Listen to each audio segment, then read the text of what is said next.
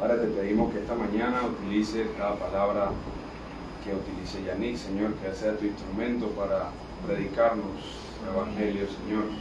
Ayúdanos a desechar cualquier rastro de maldad, cualquier rastro de malicia en nuestros corazones, para que podamos recibir tu palabra con humildad en nuestros corazones, que podamos vernos en tu palabra como quien se ve en un espejo, Señor, que tú nos muestres con tu poder, con tu amor y tu misericordia aquellas cosas que debemos entregarte, Señor, y que podamos no vivir una vida que solamente sea de oidores, sino que podamos todos ser hacedores de tu palabra, Padre. Te pedimos que nos recuerdes el poder de la salvación que hay en Cristo a través de esta predicación, Señor.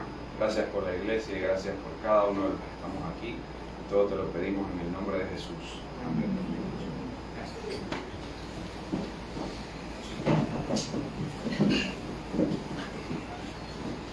Bueno,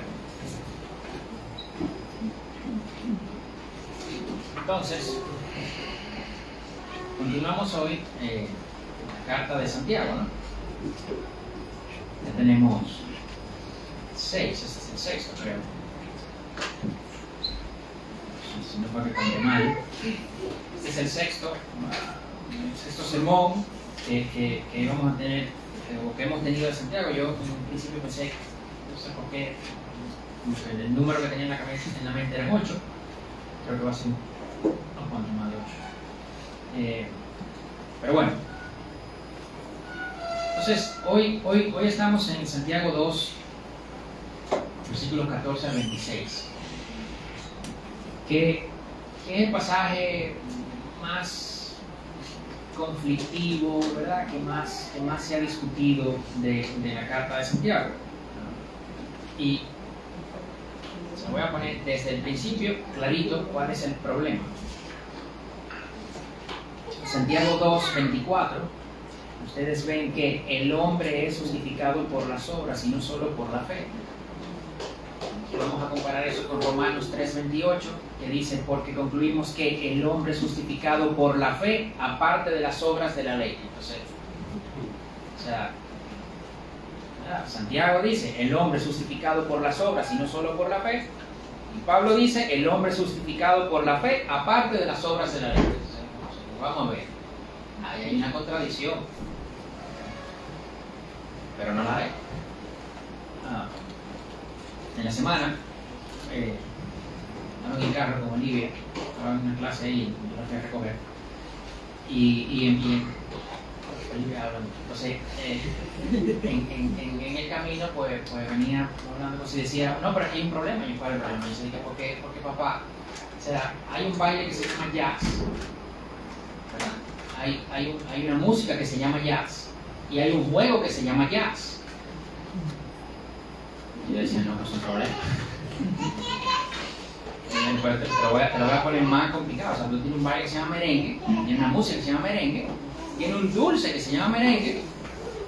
Entonces, Yoli, la nana que está en la casa con nosotros, ella es dominicana, entonces ya hay un refresco, una soda, se llama merengue, dice Yoli, no, y hay un refresco que se llama merengue. Y yo digo: 4 cosas, esto es un lío muy grande ahora.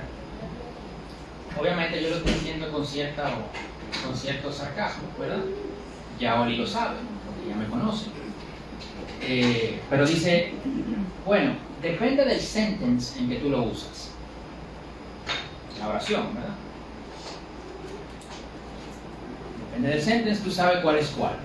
Y yo: pero mira, ahí pudiera no estar de acuerdo. El tema no es la palabra en sí, sino el contexto, le dije. Y ahí más o menos quedó ese tema. Inmediatamente pasamos a la otra. Entonces, claro, eso pasaba, yo pensaba: sí, yo voy a tener más o menos esto ahora, ¿verdad? En el pasaje de Santiago, porque aquí tenemos algo que leído, pues es contradictorio, pero si vemos el contexto, si vemos lo que hay detrás, si vemos no solamente en la oración en que se usa una palabra, sino ni siquiera tampoco como a veces en esa página de internet que tú entras a buscar un versículo, entonces te dice que ponga el contexto, y tú le das tap, y entonces te pone el versículo que estaba antes y el que está después. No, eso no es el contexto. O sea, eso es, vamos a llamar el contexto inmediato si tú quieres, pero es mucho más de ahí, el estilo literario, el autor, el momento en el que lo escribió. gramática, las costumbres, etcétera, etcétera, etcétera. O sea, es mucho más de ahí. Y yo creo que en este caso, viendo el contexto, se puede resolver ese conflicto. Porque hay que hacer, digamos, una buena hermenéutica, ¿no? Un buen análisis del texto. ¿Qué quería decir el autor cuando lo escribió? ¿Verdad? ¿Qué quería el autor que entendieran aquellos a quienes él le escribió, que entendieran cuando leyeran lo que él escribió? O sea, la realidad es que cuando Pablo escribía, no estaba pensando en nosotros. Cuando Santiago escribía, no estaba pensando en nosotros. La Iglesia Bautista Ciudad de Gracia en Panamá, Ciudad de Panamá, en el 2023, que no estaba pensando en nosotros. Dios sí estaba pensando en nosotros cuando eso se escribió, pero Pablo y Santiago no. Esa es la realidad. Escribieron con un propósito específico. Entonces Santiago asume muchas cosas cuando escribe, Pablo también. Nosotros asumimos muchas cosas cuando hablamos, cuando escribimos, y para interpretar y entender lo que dice el otro. Hay un montón de cosas que se asumen también. Pero claro, como nosotros estamos en este contexto, eso lo hacemos muy, muy rápido. Pero como no estábamos en este, ¿no? En Santiago, entonces hay que analizar el texto, hay que meterse ahí para poder sacar qué era lo que él quería decir. Y yo creo que con un buen análisis vamos a ver que no hay un conflicto. Y no solo quisiera, obviamente, no solo quisiera quedarme en mostrar que no hay un conflicto, sino cómo eso aplica para nosotros. Y yo creo que realmente es muy poderosa la aplicación. Entonces vamos a leer el texto desde el capítulo 2, versículos 14 al 26. ¿De qué sirve, hermanos míos, si alguien dice que tiene fe, pero no tiene obras? ¿Acaso puede esa fe salvarlo? Si un hermano o una hermana no tienen ropa y carecen del sustento diario, y uno de ustedes les dice, vayan en paz, caliéntense y sáciense, pero no les da lo necesario para su cuerpo, ¿de qué sirve? Así también la fe por sí misma, si no tiene obras, está muerta. Pero alguien dirá, tú tienes fe y yo tengo obras. Muéstrame tu fe sin las obras, y yo te mostraré mi fe por mis obras. ¿Tú crees que Dios es uno? Haces bien. También los demonios creen y tiemblan. Pero ¿estás dispuesto a admitir, oh hombre vano, que la fe sin obras es estéril? ¿No fue justificado por las obras Abraham, nuestro padre, cuando ofreció a su hijo Isaac sobre el altar? Ya ves que la fe actuaba conjuntamente con sus obras, y como resultado de las obras, la fe fue perfeccionada. Y se cumplió la escritura que dice, y Abraham creyó a Dios, y le fue contado por justicia, y fue llamado amigo de Dios. Ustedes ven que el hombre es justificado por las obras y no solo por la fe. Y de la misma manera no fue la ramera Rahab también justificada por las obras cuando recibió a los mensajeros y los envió por otro camino. Porque así como el cuerpo sin el espíritu está muerto, así también la fe sin las obras está muerta. Padre, yo te pido que nos acompañes en esta exposición de tu palabra. Te pido precisión en las palabras que se van a utilizar para decir las cosas como tú quisieras que se diga. Sencillez en las ideas para no complicar tu mensaje. Señor, y que sea una exposición de tu mensaje que te honre, que tu palabra cambie en nuestros corazones. En el nombre de Jesús. A ver, en 2002, yo estaba en tercero de bachillerato. Tercero de bachillerato es el penúltimo curso del colegio. Eso fue en el 2002, hace 21 años. Pero bueno, empezando el tercero de bachillerato, en el 2002, en Santo Domingo, el profesor, era la primera semana de clase, entonces los profesores durante el break de verano, ¿verdad? Le dan como cursos y cosas, ¿sabes? Para ir mejorando, no sé qué. Y entonces esa primera clase siempre es una especie de introducción, por así decirlo. Y la verdad que este profesor yo lo respetaba bastante, ciencias sociales, tenía un buen análisis de las cosas, la clase era bien interesante. Pero bueno, en esta clase primera él hablaba de una nueva pedagogía que le habían hablado en el break, ¿no? Entonces que llevaba al profesor a exigirle más al estudiante, que no podía ser solamente un bueno, sí, ya me sé la lección, ¿verdad? Era ir más de lo que se decía en Dominicana, embotellarse la clase. No sé cómo se dice aquí, pero cuando tú te aprendes algo rápido, lo tiras en un examen, pasaste el examen y a las 48 horas no te acuerdas de nada, ¿verdad? En dominicano se dice embotellarse en una clase, en un examen. Decía que no era solamente sabérsela, mucho menos embotellársela. Decía que el verdadero aprendizaje debía traducirse en acción. Se ponía un ejemplo, de hecho, de niño te decían, tú al baño, te lavas las manos. Pero ya de joven, de adolescente, en la clase te están diciendo que hay bacterias, ¿verdad? Chiquitos, sumamente chiquitos, que tú no ves, que se te pegan en la mano, que si tú no te lavas la mano te puede hacer mucho daño. Y te hacen entender, o sea, qué son, cómo funcionan, ¿verdad? No te lavas la mano, te pueden invadir tu cuerpo, porque ahora tú la mano y te la llevas a los ojos, a las orejas, a la nariz, etc. Entonces, si tú entendías eso que te habían dicho en la clase, eso debía verse en un cambio en tu comportamiento, ¿verdad? Digamos que tu nivel de higiene debería aumentar, ¿no? Entonces, el profesor muy particular, todo esto lo decía en un tono sumamente sarcástico. Porque para él era como que, o sea, en serio hay que traer una gente a decir aquí que la NAPA de acción, que obviamente eso es así. Obviamente eso es así. Hace 21 años, pero hace 2000 y pico, pues Santiago también lo estaba diciendo. Que básicamente igual. Dice, oye, si tú entiendes esto, si tú tienes esto, tú tienes esta fe, tienes fe en esto, no es verdad que no se va a ver, tiene que verse.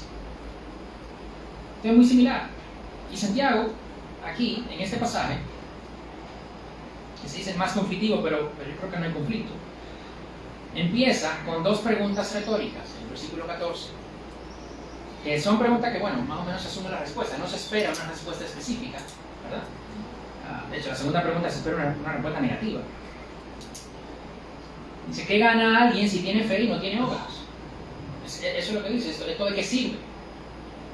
Bueno, pues mira, ¿sabes qué gana? Lo mismo que gana alguien que no tiene ropa y no tiene comida, y tú le dices, oye, que te vaya bien.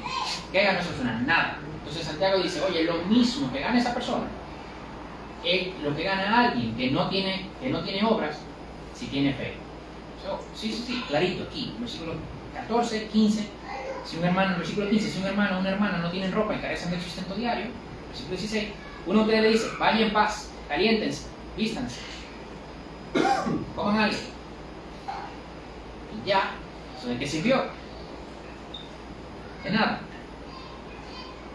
Aquí las obras, ¿verdad? La palabra obra, erga, en griego, una palabra que en un sentido muy general significa trabajo, acción, un logro, ¿verdad? Algo que se hace. El Nuevo Testamento, de hecho, lo usa muchas veces con un contenido religioso, ético, ¿verdad? Por las obras, ¿verdad? De la ley, ¿no? Del Antiguo Testamento, pero también tiene un contenido, no solo las obras de la ley o las obras de la carne, sino como cosas buenas que se hacen. Vemos en Juan, capítulo 3, Jesús está hablando. Dice, este es el juicio, la luz vino al mundo, versículo 19, capítulo 3 de Juan, y los hombres amaron más las tinieblas que la luz, pues sus acciones, erga, eran malas.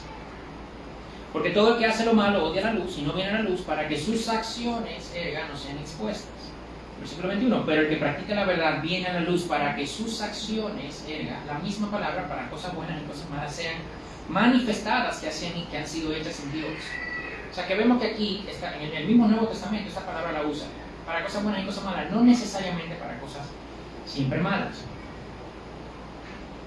De hecho, vemos también que el ejemplo de Santiago es muy básico. Dice, oye, ¿de qué te sirve si tú no tienes obras? Pero ¿qué? O sea, más o menos, ¿qué obra? ¿De qué me sirve? Dice, no, te voy a decir para qué sirve. Una persona sin ropa y sin comida, lo único que puede ayudar a esa persona es que algo de ropa y algo de comida, ¿verdad? Eso es súper simple. Ahí no hay una complicación de, espérate, vamos a esa situación. No. De hecho, sin ropa no necesariamente implica, aunque la palabra sí es desnudo, pero no implica desnudez total, ¿verdad? Puede implicar, de hecho, que tienen, se llamaría en Latinoamérica, unos paños menores, ¿verdad? Algo, una ropa interior, por lo menos. Pero sin comida es sin el pan de cada día. O sea, sin el sustento diario que se necesita. Es una persona que no come todos los días, una persona que probablemente no come a veces ninguna vez al día. Entonces, Santiago dice, oye, este ejemplo que yo estoy dando, tú entiendes que es obvio, ¿verdad? Tú entiendes que si esta persona está ahí con frío, no tiene ropa, no tiene comida, tiene 48 horas que no come nada, y tú le dices, oye, bendiciones, tú entiendes que eso no sirve de nada, ¿verdad? Y lo da como obvio. Entonces, así mismo, la fe sin obra tampoco sirve para nada. Pero no es la fe, dice esa fe. El versículo 14 se puede traducir. De hecho, se traduce así, en algunas traducciones no, pero en esta traducción que estamos nosotros, ahora, ¿acaso puede esa fe salvarnos? Esa fe, no la fe, sino ese tipo de fe, como que la está clasificando de alguna manera. Y ese tipo de fe, esa fe no lo puede salvar. La fe que es como algo que ve a esa persona en esa situación, obvio necesita algo de comida, no le da ni ropa ni comida, sino que le dice bendiciones, esa fe no va a salvar nada. Así como eso no sirve, esa fe tampoco va a servir. De hecho, esa expresión, vayan en paz, caliéntense y sáciense, puede ser traducida como una exhortación, de que, oye, exhorto a que vayas, que lo puedas conseguir. Pero incluso puede ser traducida, puede ser interpretada casi como una oración. ¿Sabes? Que seas vestido, que seas saciado. En cualquier caso, la expresión está cubriendo de religiosidad, ¿ok? Un desinterés, una insensibilidad ante la necesidad obvia de un hermano o una hermana. Entonces, ¿qué sirve? Aquí que se gana.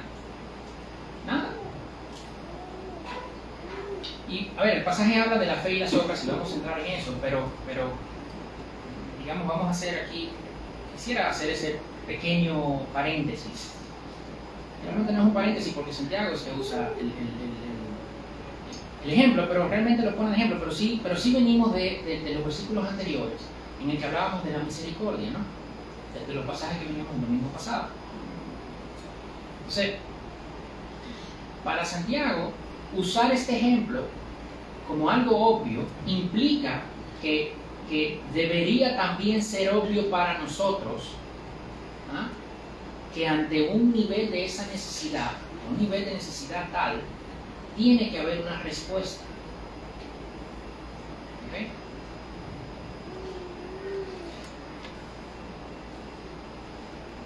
A veces, ayudar puede no ser simple, puede no ser sencillo, ¿okay?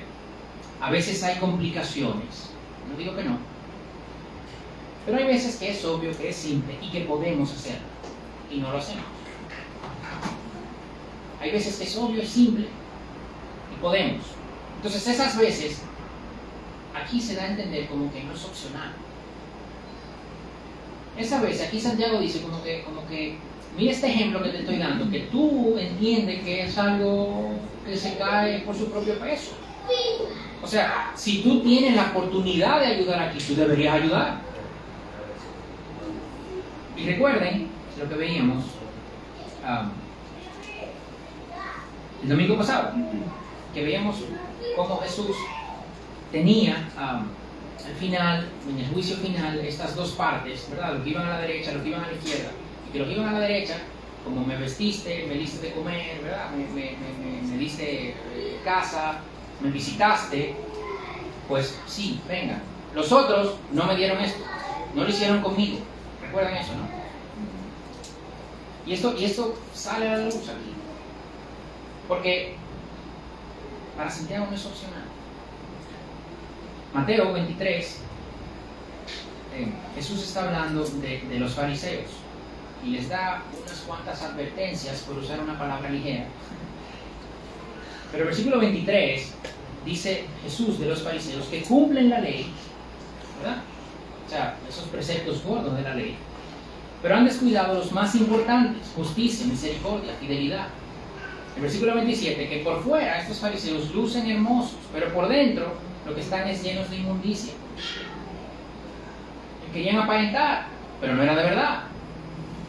Y esto recuerda a Miqueas 6, del versículo 6 al versículo 8, que dice: ¿con qué me presentaré al Señor y me postraré ante el Dios de lo alto? Me presentaré delante de Él con holocaustos, con becerros de un año. ¿Se agrada el Señor de millares de carneros? de miríadas de ríos de aceite. Ofreceré mi primogénito por mi rebeldía, el fruto de mis entrañas por el pecado de mi alma. Y el versículo 8, que muchos lo conocemos. Él te ha declarado, oh hombre, lo que es bueno. ¿Y qué es lo que demanda el Señor de ti? Sino solo practicar la justicia, amar la misericordia y andar humildemente con tu Dios. Es eso. Para Santiago es como obvio. Que sus lectores saben que decir, mira, Dios te bendiga, y no hago nada en esa situación, eso no tiene ningún sentido. Y se cae por su propio peso y por eso lo usa de ejemplo. Y aquí, de nuevo, podemos estar mal acostumbrados. Podemos decir, no, espérate, que al final tenemos que ver, hay una frase muy buena. Enseñar, no es darles el pescado, sino enseñarles a pescar. Ya, sí, mira. Yo no digo que no, pero ante una necesidad obvia, muchas veces usamos cosas como esta para excusar nuestra insensibilidad. ¿Okay? Para excusar nuestro a mí no me importa. Esa es la realidad. Y de nuevo, no es que estas cosas no puedan aplicar en una situación particular, no estoy diciendo eso, puede que sí, pero hay situaciones que son simples, que son obvias, que son sencillas y que no lo hacemos. El ejemplo de Santiago es para resaltar lo obvio de esa situación. ¿De qué sirve una bendición hablada para alguien que está en esa necesidad si no se satisface esa necesidad tan básica? ¿De qué sirve? De nada, eso no sirve de nada. Y asimismo, versículo 17, la fe si no tiene obras está muerta. Esa fe en sí misma no es una fe genuina. Por eso habla de esa fe, no es la fe, es esa fe. Esa fe que no tiene obras no es de verdad, no es genuina. Si no, tuviera la obra. Y no es una fe, no es fe más obras. ¿Ok? Santiago no está diciendo, tienes que tener fe más obras para entonces. No. Santiago lo que está diciendo es que es por fe. Pero que si tu fe no tiene obras, esa fe en sí misma no es una fe genuina.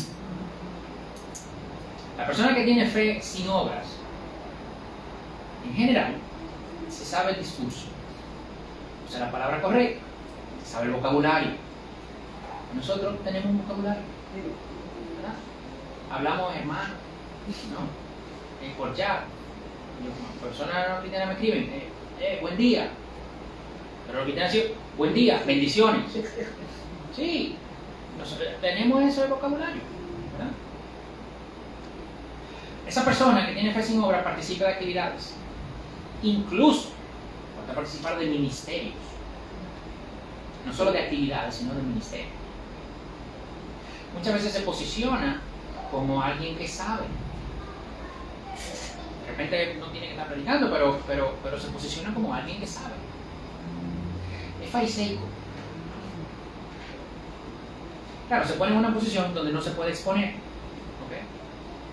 Y como su vida no va con la palabra, porque no puede ir con la palabra si no tiene una fe genuina, entonces ya él sabe cómo protegerse de eso.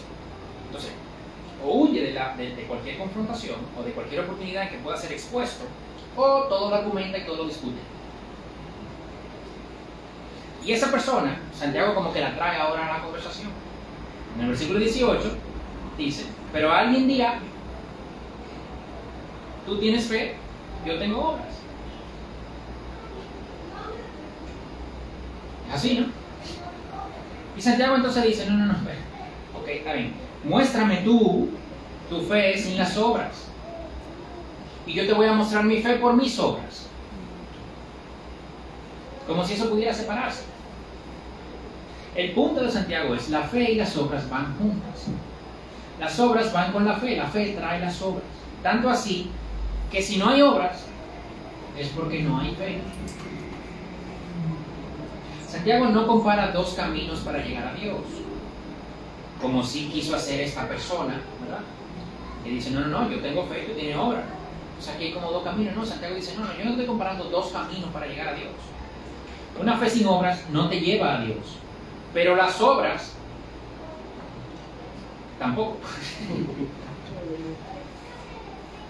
Las obras tampoco. Entonces, esa fe sin obras es una fe dañada. Las obras todas son dañadas, ¿verdad? John MacArthur lo dice de esta manera: la única evidencia posible de una fe verdadera son las obras. La verdad que es un buen resumen de esta idea. La única evidencia posible de la fe son las obras. Porque si no, como decíamos hace unos cuantos domingos, solamente lo vamos a ver cuando lleguemos allá. Lleguemos allá, ¿verdad? Nos abran la puerta y tú porque entender. Bueno, si tu fe te llevó ahí y tu fe es genuina, tú entras. Obviamente usando la imagen de una puerta, pero hasta que lleguemos a ese momento, ¿cómo lo sabemos? Con las obras. En el versículo 19, Santiago usa un buen ejemplo: los demonios. ¿Tú crees que Dios es uno? Haces bien. También los demonios creen y tiemblan. Y pensando en esto, a ver, o sea, los demonios aprendieron doctrina en los cielos. Tuvieron allá un tiempo, ¿no? Ellos saben de Dios, saben de la Trinidad. O sea, el ser humano esperó miles de años para entender cosas de la Trinidad. Los demonios no sabían. Saben de Jesús, saben del Espíritu Santo, saben su función en la caída del hombre. De la caída del hombre saben nada. Saben de la salvación, de la vida, de la muerte, de la resurrección, de la iglesia. De hecho, saben más historia de la iglesia que cualquier cristiano. No sé si al 100%, ¿verdad? O al mismo nivel, pero yo sí estoy seguro que ya sea en el cielo o en el infierno, quienes estén ahí van a saber más teología que todo lo que estamos aquí. Eso está claro. Entonces Santiago dice: oye, los demonios saben también. Y tú sabes que tiemblan. Y esto que dice aquí de que tiemblan es como comparando, como que, oye, ellos saben y hasta tiemblan. O sea que ellos creen. Porque es de saber, y bueno, yo puedo saber una información que alguien me dio, pero yo no me la creo, entonces sí, esa puerta está cerrada, ¿no? Que hay un tipo con una pistola, bueno, pues lo pueden haber dicho. Si yo no me lo creo, paso por ahí enfrente, voy a abrir la puerta, no tengo ningún problema. Si me lo creo, digo, espera. Entonces así mismo dice Santiago: oye, que los demonios lo saben, que ellos tiemblan. Los humanos a veces ni temblamos, no da igual, porque no creemos. Pero los demonios creen, ¿ok? Pero ellos no creen como creemos nosotros los elegidos. Hay una diferencia. Esa fe no es fe. Ellos tienen el conocimiento y ellos saben que el conocimiento es de verdad, es verdadero, pero ellos no tienen su confianza puesta en ese conocimiento. ¿Okay? De hecho, la expresión "tú crees que Dios es uno, bien haces, los demonios creen que tiemblan", esa expresión "Dios es uno" es el Shema. Y ahí es que viene. Recuerden, Santiago, que es judío, escribe a judíos. El contenido judío de Santiago es muy rico.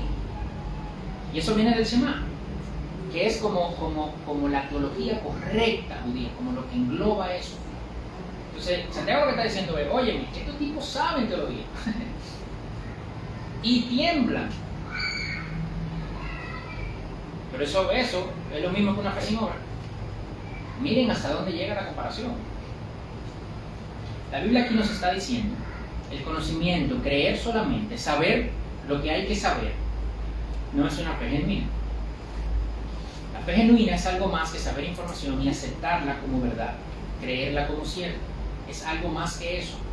La fe genuina es creer esa verdad y depositar tu confianza en esa verdad. Y ese depósito de tu confianza en esa verdad entonces tiene que cambiar tu vida. Ese depósito de tu confianza en esa verdad tiene que verse en tus obras. Santiago vuelve a repetir en el versículo 20, de manera de conclusión, digamos, la idea que introdujo en el versículo 17: la fe sin obras está muerta, dice en el 17, y en el 20, la fe sin obras es estéril, es inservible, useless, no logra nada. Dice, bueno, de nuevo, no es que tengo que hacer obras para salvarme. Sí, Yannick, pero vamos al 21 ahora, porque ahora es que se pone buena cosa. Okay, vamos a leerlo, el 21, ¿verdad? Vamos a leer 21, 22 y 23.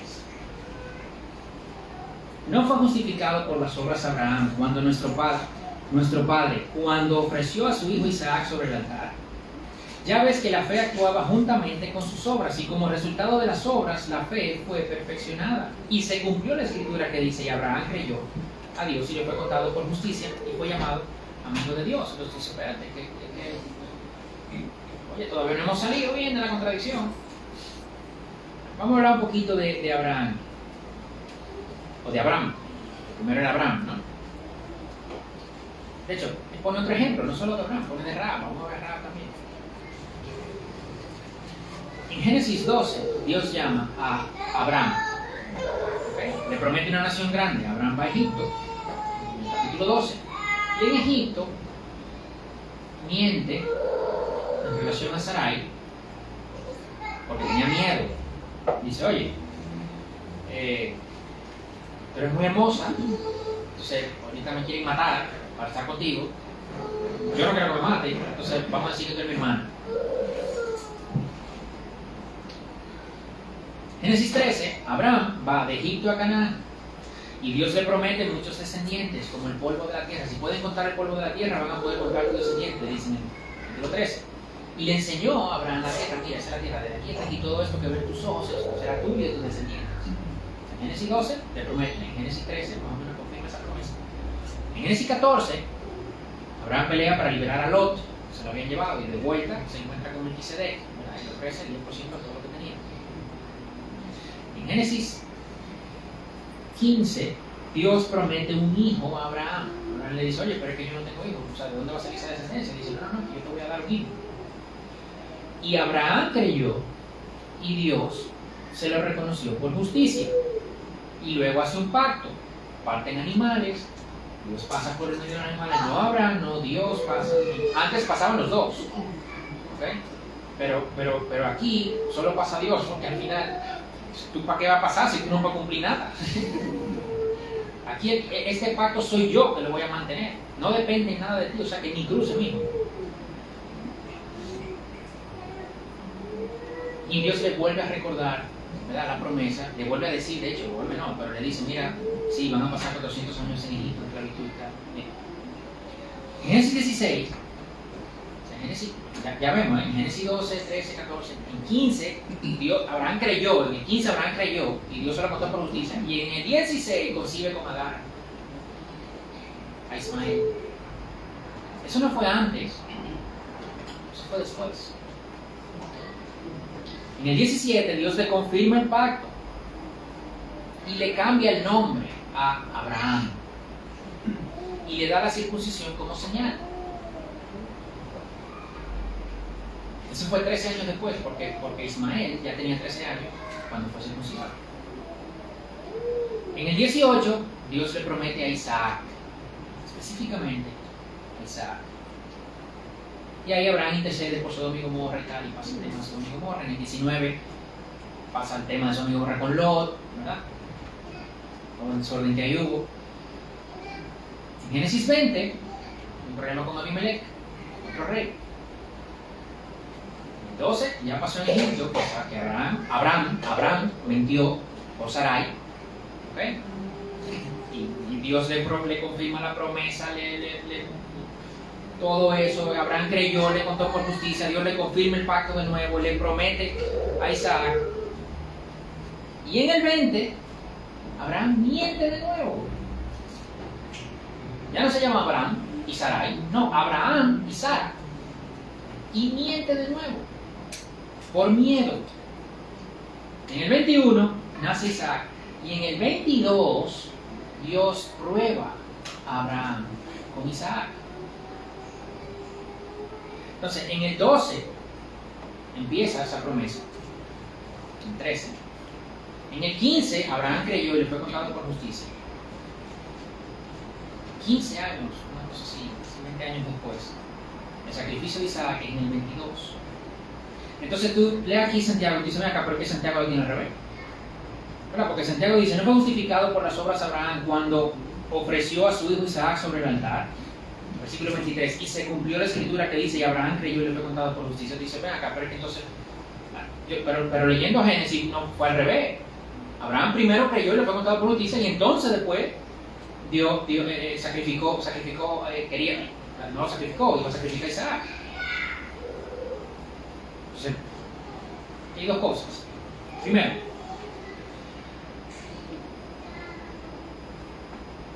es en esa prueba que el mismo Abraham comprueba, ¿verdad?, que su fe es de verdad. Es en esa prueba que su fe se fortalece. Porque en el 21, en el 20, Abraham estaba mintiendo por Sara todavía. Pero en el 22 ya Abraham tiene una confianza en el Señor tal que cuando el Señor le dice, dame a tu hijo, él dice, sí, ok. Pero el de la promesa, sí, el de la promesa. Porque tú vas a proveer, el Señor va a proveer. O sea, el Abraham del 22 no es el Abraham del 20 con Abimelech. Pero ni cerca. La misma Sara tenía todos esos años dudando.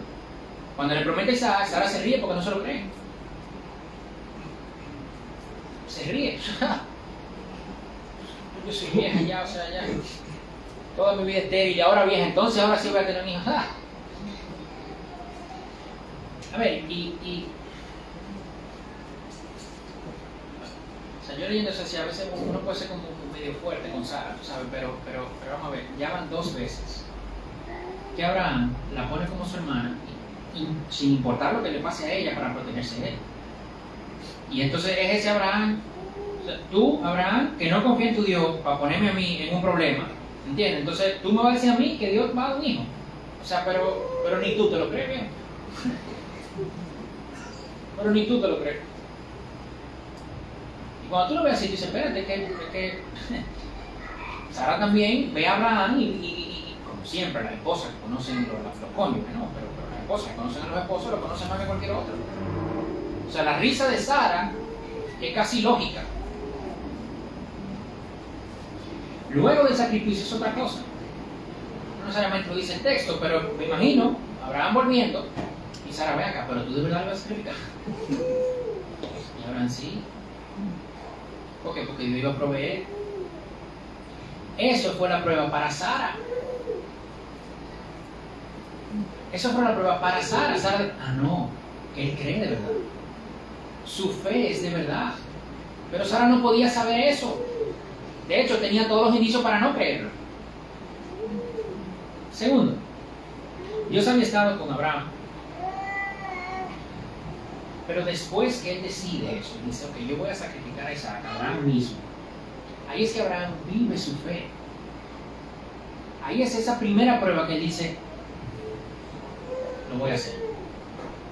Porque nosotros, de hecho, no es coincidencia, no es un detalle que está poniendo las dos ocasiones en Egipto y con Abimelech, que Abraham tiene esa duda y dice, déjame yo decirle de mi hermana para que no tenga un problema. No, eso no es coincidencia. Entonces es aquí que Abraham dice, no, espérate, ya, yo voy a confiar en Dios. Isaac, vamos, porque Dios va a proveer, porque Dios me lo prometió. Entonces Dios va a proveer. O usted no se ha puesto a pensar, Abraham da a Sara como si fuera su hermana. O sea, cualquier persona lo hubiera podido tomar como esposa. ¿Y si Sara queda encima? Ah, bueno, ella era estéril, no importa, pero te acaban de decir que te van a dar un hijo, entonces no era con Sara que te estaba pasando yo. O sea, todo eso estaba pasando por la mente de Sara y por la mente de Abraham también. Entonces dice el versículo 22, como resultado de las obras, su fe fue perfeccionada. Versículo 23, y se cumplió la escritura. Abraham creyó y le fue contado por justicia. Aquí cumplió, la palabra pleró en griego, es se llenó, se completó, se logró, alcanzó su significado completo. Pablo usa este versículo, esa cita de Génesis 15:6, en Gálatas y en Romanos, pero en un orden cronológico. Antes de ser circuncidado, ¿verdad?, antes de hacer las obras, la circuncisión, el sacrificio de Isaac, ya su fe le había contado por justicia a Abraham. Su relación con Dios estaba restaurada. Pero no fue por la fe que Abraham ganó el favor de Dios, la justicia. No. es por esa fe se le acreditó una justicia que no era de él, que no es lo mismo. Entonces, así lo usa Pablo. Santiago no lo usa cronológicamente, sino que le da un uso más amplio, más general. Después de esa obra, el sacrificio de Isaac, es que su fe fue probada, fue llevada a ser completada, perfeccionada, madura, mostrada. Entonces no hay esa aparente contradicción. De hecho, eso lo vemos en Génesis, porque en Génesis 22:12 el ángel del Señor le dice: ahora sé que temes a Dios. Después de eso, ahora sé que temes a Dios. Y de hecho, Génesis 22 empieza: y Dios probó a Abraham. Eso está claro desde el principio. Ya hubiese querido Job tener la claridad que tuvo Abraham, porque a Job no le dijeron nada. Luego de mencionar a Abraham, me voy a saltar el versículo 24, pero luego menciona a Rahab. Y no habla explícitamente de la fe de Rahab, pero para Rahab haber hecho eso en el contexto en el que vivía Rahab, tenía que haber puesto su confianza en el Dios de los judíos y haber retirado su confianza en el Dios de los cananeos, sí o sí. Eso no era ahora que hay ideas y tal, no. Cuando vamos a la guerra es tu Dios contra mi Dios. Entonces, al Rahab hacer lo que hizo, eso implica sí o sí que ella dice: estos dioses no son los dioses que yo voy a seguir, no son los dioses verdaderos, no son los dioses poderosos, sino el Dios de estos sí lo es, y yo voy a creer en este Dios. Si Rahab hacía lo que hacía, Israel no conquistaba Jericó, Israel perdía, Rahab y toda su familia probablemente hubiera estado muerta. No fue una decisión sencilla. Entonces por eso Santiago dice: no, míralo ahí está la fe de Rahab también. Él no discute la fe de Rahab, porque tampoco se discute en el texto del Antiguo Testamento de esa manera como si la de Abraham. Pero implica esto, y por eso la pone de ejemplo también. ¿Y por qué menciona a Abraham y a Rahab? Pues probablemente por poner al patriarca Abraham y a la ramera Rahab. El más grande para estos lectores a quien él está escribiendo, ¿verdad? Y Rahab, la ramera. Ambos justificados por las obras. Y esa es la frase clave. Y entre estos dos pasajes, que habla de Abraham y habla de Rahab, tenemos el versículo 24. Y ahora vamos al versículo 24 porque es el clave. Ustedes ven que el hombre es justificado por las obras y no solo por la fe. De nuevo, volviendo al principio, Romanos 3, 28. Porque concluimos que el hombre es justificado por la fe aparte de las obras de la ley. Si ya tenemos ese contexto, vamos a ver cómo podemos concluir que no hay esa aparente contradicción. Ambos usan la palabra justificado con un significado un tanto diferente. El uso de Pablo es la declaración de inocente del creyente frente a Dios. Abraham creyó y le fue contado por justicia. No fue que esa fe fue la justicia de Abraham, no, se le contó como tal, se le puso una justicia que no era de él. El uso de Santiago es la vindicación, la validación de la fe de ese creyente frente a otros, frente a Dios, frente al mismo creyente. Es como la respuesta al versículo 18: muéstrame tu fe sin obras y yo te muestro mi fe por las obras. Yo te voy a justificar. Calvino lo dice de esta manera: así como Pablo sostiene que somos justificados sin la ayuda de obras, Santiago no permite que aquellos que carecen de buenas obras sean considerados justos. Buenísimo. Lo voy a leer de nuevo. Así como Pablo sostiene que somos justificados sin la ayuda de obras, Santiago no permite que aquellos que carecen de buenas obras sean considerados justos. Sí, somos justificados sin las obras, pero si tú no tienes obra, tú no eres justificado por favor. Entonces no hay una contradicción. La palabra de Dios no tiene contradicciones, no se equivoca. Pablo y Santiago se complementan perfectamente. Se complementan perfectamente. Yo quiero, para ir cerrando, volver al versículo 22. Versículo 22 dice, ya ves que la fe actuaba juntamente con sus obras, y como resultado de las obras, la fe fue perfeccionada. Yo creo que viendo esto podemos tener esa idea mucho más clara. Aquí como dos partes, fe, obras, obras, fe. La fe actuaba conjuntamente con las obras. Como resultado de las obras, la fe fue perfeccionada. Entonces, lo primero, la fe, que conjuntamente trabaja con las obras. Santiago, recuerden, es práctico. Oye, si tú no tienes obras, tú no tienes fe genuina. Si tú tienes fe genuina, tú tienes obras. Porque la fe trabaja conjuntamente con las obras. La vida cristiana es una vida de fe que se ve. No es verdad, como lo dijimos al principio, como lo hemos dicho en algunos domingos atrás, que te van a regalar la salvación eterna de tu alma, alcanzando algo que tú jamás ibas a poder alcanzar por ti mismo, y que eso no te va a cambiar. Eso no es verdad, pero ese cambio es por fe. No es en tus propias fuerzas, es por fe. La vida cristiana es una vida de fe. Que lo vemos aquí, el resultado de las obras, la fe fue perfeccionada. Lo segundo que dice este versículo 22. Esta palabra perfeccionada, que es en griego teleio, se usa varias veces en el Nuevo Testamento, pero una de las veces que se usa en 1 Juan 4:12. Si nos amamos unos a otros, Dios permanece en nosotros y su amor se perfecciona en nosotros. Dice, bueno, esto no puede significar que el amor de Dios sin nosotros no es perfecto. Evidentemente, eso no puede significar eso, ¿verdad? Esto quiere decir que el amor de Dios alcanza su meta en nosotros. Que nosotros somos los receptores de ese amor y que al amarnos se completa. Para esto era. Esos son los receptores de. La intención era esta. Estaba intencionado para nosotros. Y así, en Santiago, la fe de Abraham fue completada, alcanzó su objetivo cuando Abraham hizo la obra que hizo con Isaac. A ver, Dios no nos da una fe para que se quede en nosotros, para que nos salga. Para que no haga nada, para que no se note. Dios no nos da una fe para eso. De hecho, pensando yo ayer, hasta el ladrón en la cruz. Entonces, pero como ladrón en la cruz, ese hombre lo crucificaron ahí y ahí se convirtió y no bajó. Sí, pero él por lo menos mandó a callar al otro. O sea, su fe lo cambió y se vio.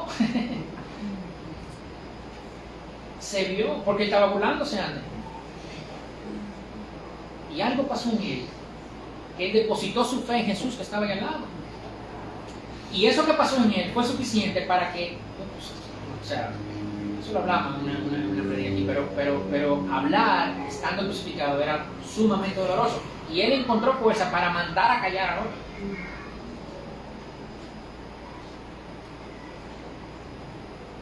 Pero esto no es solo en Santiago. Con esto vamos cerrando. Efesios 2, 8 a 10. El 8 y 9 dice: porque por gracia ustedes han sido salvados por medio de la fe, y eso no procede de ustedes, sino que es don de Dios, no por obras para que nadie se gloríe. El 10, porque somos hechura suya, creados en Cristo Jesús, para hacer buenas obras, las cuales Dios preparó de antemano para que anduviéramos en ella. Eso no es de Santiago, eso lo dice Pablo en Efesios. Somos hechura suya, creados en Cristo, para hacer buenas obras. Y lo dice justo después de este pasaje, de este versículo, porque por gracia usted ha sido salvo, por medio de la fe, no por obras para que nadie se gloríe. O sea, ustedes no son salvos por obras, pero ustedes fueron hechura de Dios para hacer las obras.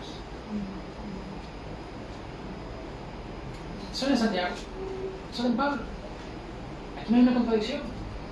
Pablo había leído, no sé, la carta de Santiago. Yo sí, claro, obviamente.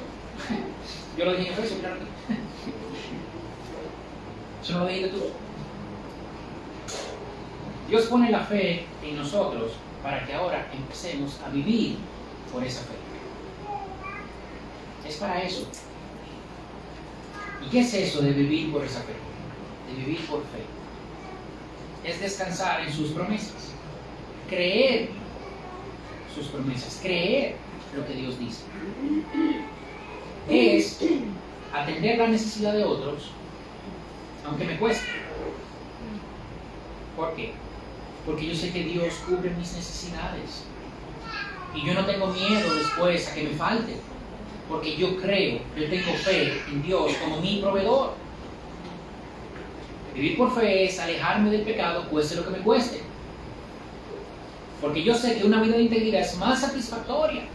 Porque yo voy a estar honrando a Dios. Yo sé que si me mantengo ahí, pierdo más de lo que gano.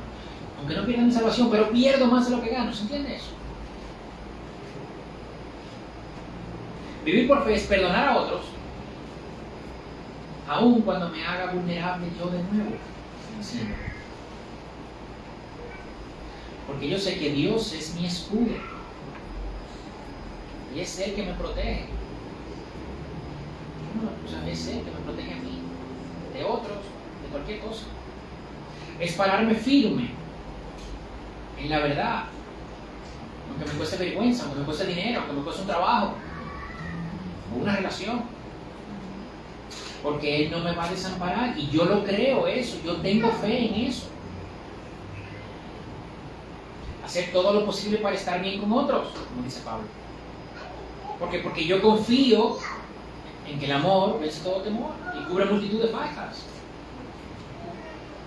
Es creer lo que Dios dice y vivir eso. La vida de fe es una vida basada en la palabra de Dios.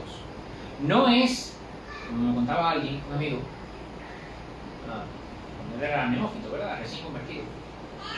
Él salía a la calle sin dinero, sin saber cómo iba a llegar a donde iba, pero él salía por fe.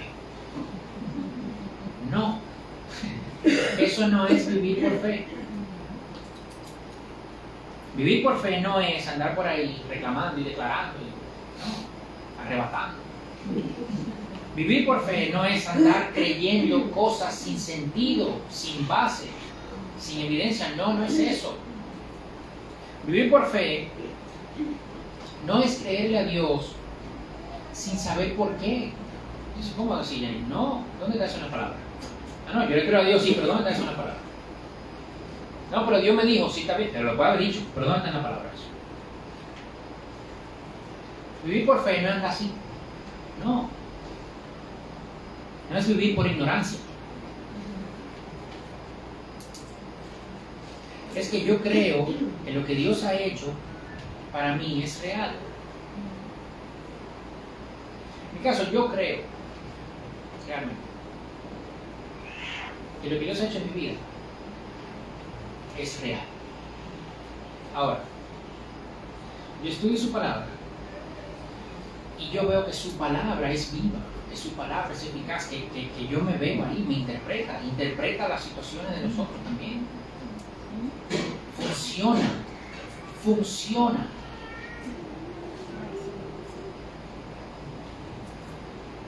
Yo estudio la vida de Jesús y es extraordinario. Dice, pero bueno, como leíamos esta mañana, pero ¿qué hombre habla como este? Y tú lees los evangelios y tú dices, pero wow. Y tú empiezas a investigar de la vida de Jesús fuera y tú ves que hay evidencia suficiente de que sí, de que existió aquí, que caminó aquí, que murió y que resucitó también. La vida de fe, señores, no es una cosa ciega, apartada de cualquier lógica, de cualquier sentido y de cualquier ciencia. No, no es eso.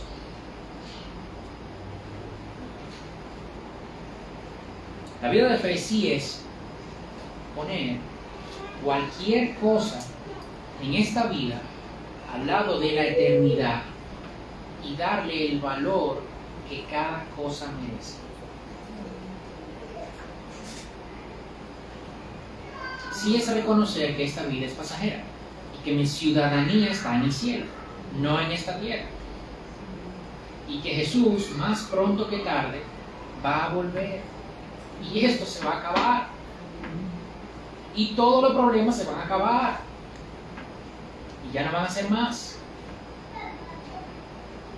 Y todas las situaciones que estamos pasando nosotros ahora, que cada quien está pasando por muchas cosas, se van a acabar.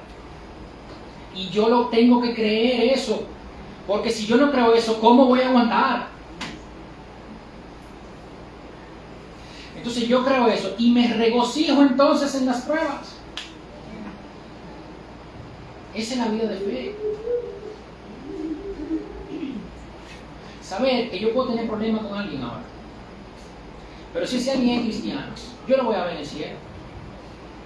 Y yo sé que cuando yo llegue allá, el problema que yo tenga con él va a dejar de existir.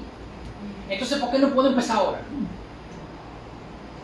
Eso es vivir por fe. No es andar por ahí creyendo cualquier cosa, no. Es decir, ¿qué fue lo que Dios me dijo? Y yo lo hago mío. Yo tengo un rol que cumplir ahora como esposo, como esposa, como hijo, como jefe, como empleado, como veíamos en Colosenses. Pero en el cielo sabemos que todos vamos a ser iguales y que esos roles ya se van a acabar y que vamos a estar todos delante de Dios. Entonces, ¿qué yo hago ahora? Yo me esfuerzo para hacer mi rol bien, porque fue el diseño de Dios aquí y yo defiendo eso por fe. Porque si Dios fue el diseñador, esto es lo que funciona y yo lo defiendo de cualquier mentira que venga. Eso es vivir por fe, porque yo sé que funciona. Vivir por fe es vivir haciendo obras, las que Dios preparó para nosotros.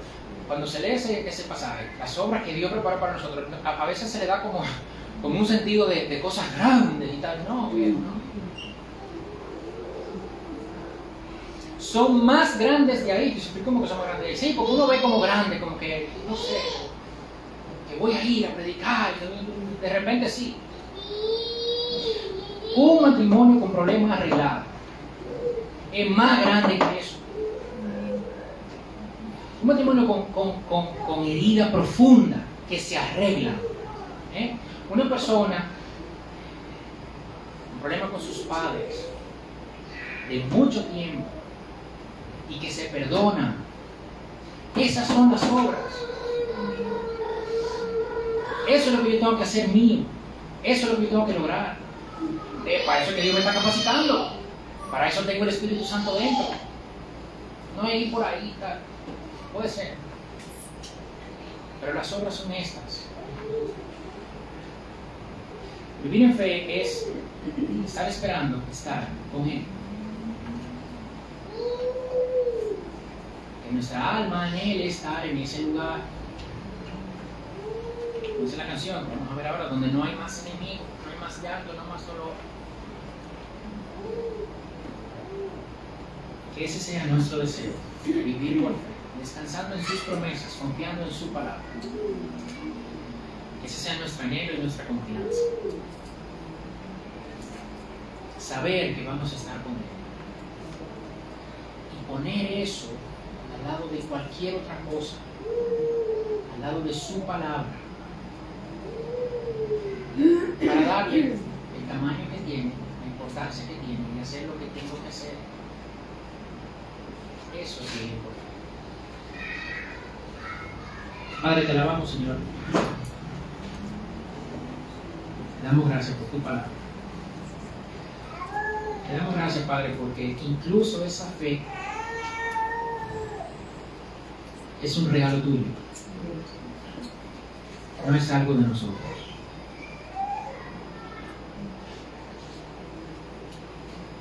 Te pedimos, Señor, que tu Espíritu se mueva en nosotros, que nos fortalezca, Señor, para creer tu palabra, para creer tus promesas en el día a día. Señor, para ver las pruebas como oportunidades para fortalecer esa fe, para fortalecer esa paciencia que dice, yo espero en ti.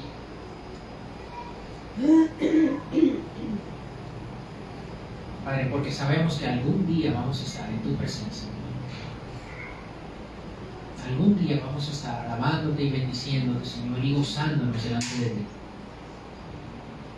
Ya no va a haber más dolor, ya no va a haber más carga, ya no va a haber más pecado. Eso va a ser un recuerdo de tu redención. Ayúdanos, Señor, a vivir por fe así.